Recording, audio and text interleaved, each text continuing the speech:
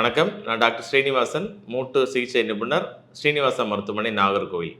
இன்றைக்கி நம்ம எல்லாருக்குமே காமனாக பொதுமக்களுக்கு வரக்கூடிய ஒரு பிரச்சனையை பற்றி பார்க்க போகிறோம். அதுக்கு பேர் வந்து ஃப்ரோசன் ஷோல்டர், அதாவது தோள்பட்டையில் வரக்கூடிய சிவியர் பெயின்னு. நம்ம வந்து நிறைய பேருக்கு எஸ்பெஷலி சுகர் இருக்கவங்களுக்கு, வயசானவங்களுக்கு வருது. அது வந்து கண்டிஷன் வந்து இங்கிலீஷில் வந்து காமன் லாங்குவேஜில் ஃப்ரோசன் ஷோல்டர் அப்படின்னு சொல்லுவாங்க.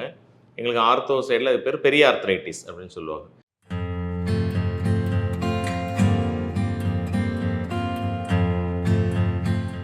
பொதுவாக வந்து ஆர்த்ரைட்டிஸ் அப்படின்னா அந்த ஜாயிண்ட்டை பாதிக்கக்கூடிய என்ன வியாதினாலும் நம்ம வந்து ஆர்த்ரைட்டிஸ்னு சொல்லுவோம்.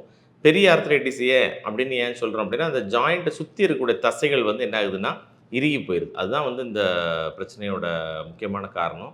அதனால தான் காமன் லாங்குவேஜில் வந்து ஃப்ரோசன் ஷோல்டர் அப்படின்னு சொல்கிறாங்க. ஃப்ரோசன்னா நமக்கு அந்த இறுகி போன தன்மையோடு இருக்கிறது. அதுதான் அதுக்கு ஃப்ரோசன் ஷோல்டர்.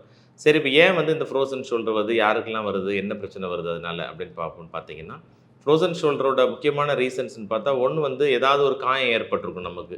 நம்ம வந்து ஒரு உயரத்தில் ஒட்டடை அடிச்சிருப்போம், ஏதாவது ஒரு வீட்டில் வேலை பார்த்துருப்போம், அது சரியாக கவனிக்காம மட்டும் அந்த பெயின் வந்து அடுத்தடுத்த ஸ்டேஜுக்கு போய் ஃப்ரோசன் ஷோல்டராக மாறலாம். சில பேருக்கு சுகர்னால வந்து நம்ம தோள்பட்டை பாதிக்கப்பட்டு, அதனால வந்து மூமெண்ட்ஸ் அசைவுகளுக்கு வந்து கம்மியாக கொடுத்து நமக்கு அதனாலேயும் வந்து ஃப்ரோசன் ஷோல்டர் வரலாம். சில பேருக்கு பார்த்தீங்கன்னா, வேறு சில காரணங்கள்னால, இப்போ ஃபார் எக்ஸாம்பிள் மணிக்கட்டில் ஒருத்தருக்கு வந்து ஃப்ராக்சர் ஏற்பட்டிருக்கும். அவங்களுக்கு ஒரு மாவு கட்டு போட்டிருப்போம், கை அசைக்காமல் இப்படி வச்சுருந்துருப்பாங்க. அப்போ 1 மாதம் கை அசைக்காமல் வச்சுருந்துட்டு அதுக்கப்புறம் பார்த்தோம்னா ஷோல்டர் வந்து என்ன ஆயிரும், நமக்கு வந்து ஸ்டிஃப்னஸ் ஆயிரும். அதனாலேயும் வந்து ஃப்ரோசன் ஷோல்டர் வருது. அது மாதிரி இப்படி பலவிதமான காரணங்கள்னால என்ன இருக்குது, இந்த ஃப்ரோசன் ஷோல்டருங்கிற ஒரு தசை இறுக்கம், அந்த பெரிய ஆர்த்ரைட்டிஸ் அப்படிங்கிறது நிறைய பேருக்கு காமனாக வருது. எஸ்பெஷலி வந்து லேடீஸ்க்கு வருது, 40 வயசுக்கு மேலே உள்ளவங்களுக்கு வருது, அதுக்கு மேலே வயசானவங்களுக்கு வருது. சின்னதாக ஏதோ ஒரு காயம் பட்டு அந்த வலியை வந்து நம்ம சரியாக அசைக்காமல் விட்டுட்டோம்னாலும் இந்த மாதிரி பெரிய ஆர்த்ரைட்டிஸ் வருது. ஸோ இதோட சிம்டம்ஸ் அப்படின்னு பார்த்தீங்கன்னா, பயங்கரமான வலி இருக்குது. அதுக்கப்புறம் கை அசைக்கக்கூடிய தன்மைகள் வந்து பாதிக்கப்படும், மூமெண்ட்ஸ் வந்து பாதிக்கப்படுது. இது 2 தான் முக்கியமான சிம்டம்ஸு. அதுலேயும் இந்த பெரிய ஆர்த்ரைட்டிஸ் வந்து ஒரு 3 ஸ்டேஜாக இருக்குது. ஃபஸ்ட்டு ஸ்டேஜில் பார்த்தீங்கன்னா ஃப்ரீசிங் ஸ்டேஜ் அப்படின்னு சொல்லுவாங்க. அப்போ பயங்கர வலி இருக்கும். ஒரு 1லேருந்து ஒரு 3 மாதம் 6 மாதம் வரைக்கும் பயங்கரமான வலி இருக்கும். அதுக்கு அடுத்து கொஞ்ச நாள் இந்த வலி குறைஞ்ச பிறகு பார்த்தீங்கன்னா, ஒரு 6 மந்த்ஸுக்கு மேலே 9 மந்த்ஸ் வரைக்கும் பார்த்தா ஸ்டிஃப்னஸ், கையை வந்து தூக்க முடியாது, பின்னால் கொண்டு போக முடியாது, நம்ம ட்ரெஸ்ஸு கழட்ட முடியாது, சிலபடி வேலைகள் செய்ய முடியாது. இந்த மாதிரி மூமெண்ட்ஸ் பாதிக்கக்கூடாது வந்து ஃப்ரோசன் ஸ்டேஜ். அதாவது எல்லாமே ஏற்கனவே இறுகி போச்சு அப்படிங்கிற ஒரு ஸ்டேஜ் வருது. இதுக்கடுத்து ஒரு 9 மந்த்ஸ் 12 மந்த்ஸ் ஆகும்போது, கிட்டத்தட்ட 1 வருஷம் ஆகும்போது பார்த்தீங்கன்னா தாயிங் ஸ்டேஜ். ஏற்கனவே இருந்த ஸ்டிஃப்னஸ்லாம் கொஞ்சம் ஃப்ரீ ஆகி, அதுக்கப்புறம் கை மூட்டில் உள்ள அசைவுகள் வந்து என்ன செய்யலாம், நமக்கு இம்ப்ரூவ்மெண்ட் வரலாம். இப்படி 3 ஸ்டேஜாக இருக்கும். அந்தந்த ஸ்டேஜுக்கு தகுந்த மாதிரி நமக்கு வந்து ட்ரீட்மெண்ட்டு கொடுக்க வேண்டியிருக்கும். சரி, இப்போ இதில் உள்ள பிரச்சனைகளை பற்றி தெரிஞ்சுக்கணும். இதுக்கு எப்படி ட்ரீட்மெண்ட் அப்படின்னு பார்த்தோம்னா, ஆரம்ப ஸ்டேஜ்லேயே நமக்கு சிவியர் பெயின் இருக்கக்கூடிய ஸ்டேஜ்லேயே நம்ம டாக்டர் பார்த்தோம்னா, அவங்க அதுக்குள்ள ட்ரீட்மெண்ட்னா மெடிசின் கொடுத்து அந்த வலியை குறைக்கலாம், ஃபிசியோதெரப்பி கொடுத்து கொஞ்சம் அந்த வலியை குறைக்கலாம். இந்த மாதிரி உள்ள இனிஷியல் ஸ்டேஜ் ஆஃப் ட்ரீட்மெண்ட் வந்து ஃபஸ்ட்டு ஸ்டேஜ் கண்டிப்பாக யூஸ்ஃபுல்லாக இருக்கும். சரி, அந்த ஸ்டேஜ் நமக்கு மிஸ் ஆகிட்டு செகண்ட் ஸ்டேஜுக்கு போயிட்டு கை அசைக்க முடியல, தூக்க முடியல, ஸ்டிஃப்னஸ் இருக்குது அப்படின்னா, அந்த ஸ்டேஜ்லேயும் பார்த்தீங்கன்னா மருந்து மாத்திரைகள் கொடுத்து அதை கொஞ்சம் குறைக்கலாம்.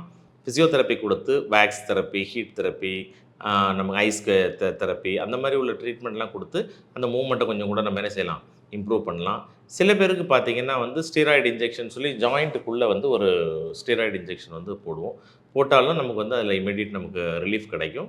சில பேருக்கு வந்து மயக்க மருந்து கொடுத்து கூட அதை அந்த தோள்பட்டை அசைவுகளை நம்ம திரும்ப கொண்டு வர வேண்டியிருக்கும். மேனிப்புலேஷன் அண்டர் அனஸ்தீசியா அப்படின்னு சொல்லுவோம். சில பேருக்கு அந்த மாதிரி தேவைப்படும்.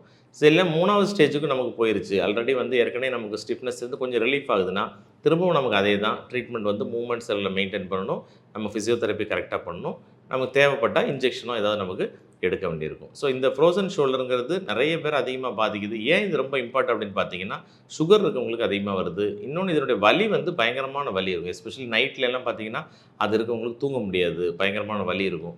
ஸோ உடனடியாக உங்கள் ட்ரீட்மெண்ட்க்கு பார்த்து எக்ஸ்ரேயோ ஸ்கேனோ டாக்டர் எடுத்து பார்ப்பாங்க. அந்த பெரிய ஆர்த்ரைட்டிஸ் தானாங்கிறது கன்ஃபார்ம் பண்ணி அதுக்குள்ளே ட்ரீட்மெண்ட் வந்து பண்ணுவாங்க. சரி, இந்த பிரச்சனையை வராமல் தடுக்க முடியுமா அப்படின்னா கண்டிப்பாக முடியும். என்ன செய்யணும்னா, ஒரு 40 இயர்ஸ்க்கு மேலே கண்டிப்பாக நம்மளுடைய தோள்பட்டையை டெய்லி எக்ஸசைஸ், பெண்டுலம் எக்ஸசைஸ், ரொட்டேஷனாக இருக்கட்டும், சின்ன சின்ன எக்ஸசைஸ் கண்டிப்பாக பண்ணி மூமெண்ட்ஸை மெயின்டைன் பண்ணணும்.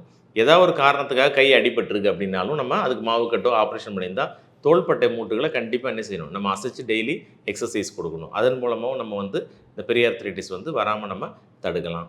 சப்போஸ் அப்படி வந்துட்டுனாலும் ஏர்லி ட்ரீட்மெண்ட் எடுத்திங்கன்னா கண்டிப்பாக உங்களுக்கு தோள்பட்டை வலியும் குணமாக்க முடியும், உங்களுக்கு முழுமையான அசைவுகளையும் நம்ம வந்து கொடுக்க முடியும். நன்றி.